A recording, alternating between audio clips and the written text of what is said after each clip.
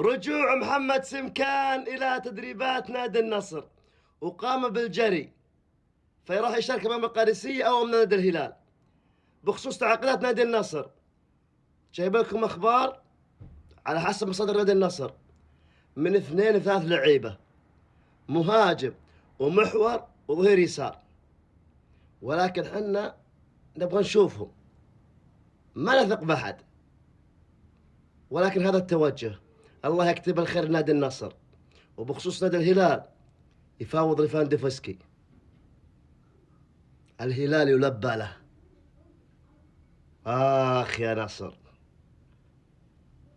والهلال يبغى يبيع كانسيلو للانتر، ويبغى يجيب إيتشيربي أو دي فري المدافع الهولندي. كل هذا خوف من النصر.